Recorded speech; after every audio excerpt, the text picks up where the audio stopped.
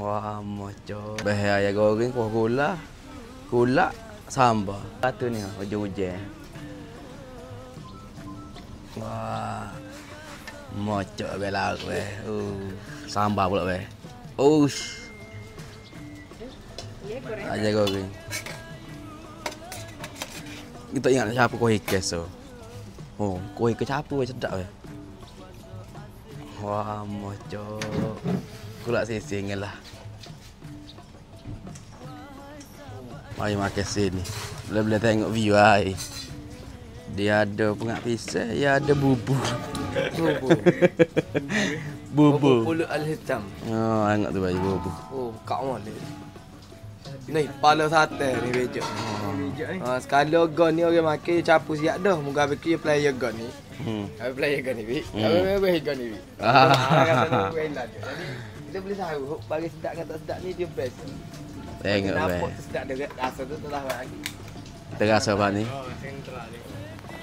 Oh, kalau kena hujan-hujan, sur.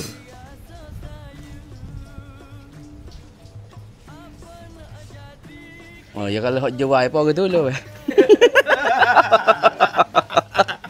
Tejak sama eh. Mau lihat teh besok. Ambil sirak rasa lagi. Sirak selasih. Oh, tebing. Oh, 3 dah. Tebing sur.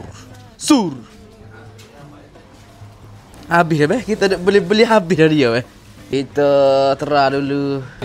Berah bulu ikan. Bubu. Bubu bulu ikan.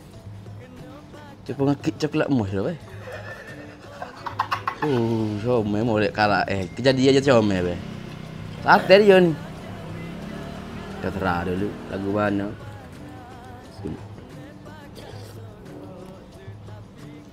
Lagi dia dah. Tak lah. Kalau panas tak lagi. Terah. Ni kita terah. Nak pisang. Boleh. Terah dah beh.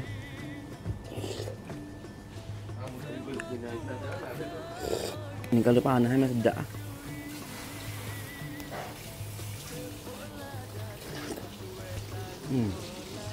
Tahu. Ayam goreng, pulak sisir, kuah capur. Bismillah.